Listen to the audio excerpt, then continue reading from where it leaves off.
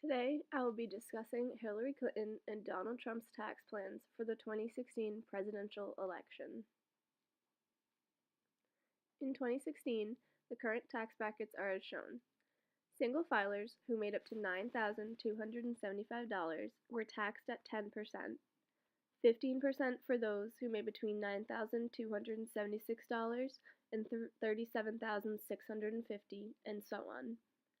Married filers faced a 10% tax on up to $18,550, 15% for those who made between $18,551 and $75,000, and so on. Each candidate proposed a plan to change the current tax system in a way that they thought would better the people and the economy. I'm going to start off with Hillary Clinton's tax plan. The main goal of her plan was to raise taxes for those who make a high yearly income. Within her plan, she proposed a tax surcharge on income over $5 million, which added an additional tax bracket at 43.6%. She also proposed the Buffett rule that stated those who make over $1 million are required to pay at least 30% in taxes.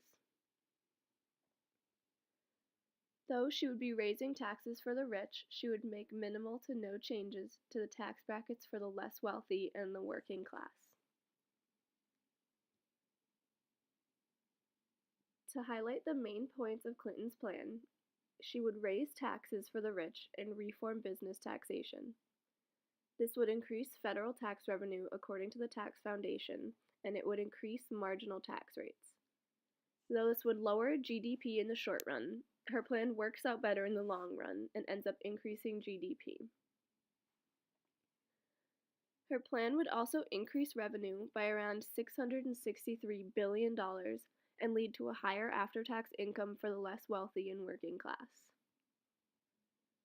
Clinton's plan benefits the working class and is projected to be better in the long run for the economy. Now switching to talk about Trump's plan. It was discovered that his plan would boost the economy in the short run, but would have a negative impact in the long run. Why, do you ask?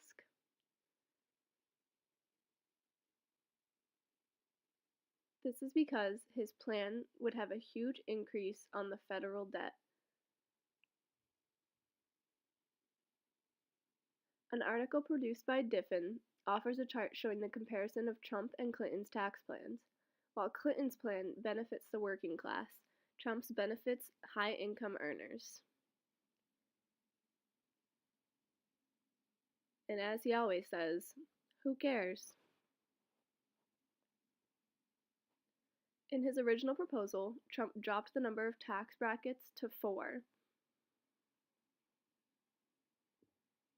In doing so, the highest level income earners pay a much lower tax than they did in the 2016 tax brackets. In a revision he later made, after complaints, he changed it to 3, which he hoped would decrease the heavy economic impact that his previous plan had promised. Even still, Trump's plan would be projected to cost the government $10 trillion in just 10 years. Yes, you heard that right. In comparing the tax brackets for each plan, we see that Clinton proposes a larger number of brackets, therefore having a higher tax rate on higher incomes than in 2016. In terms of debts, Trump's plan would have a large negative impact, adding around $10 trillion to the government's debt, while Clinton's plan would decrease the national debt by around $191 billion.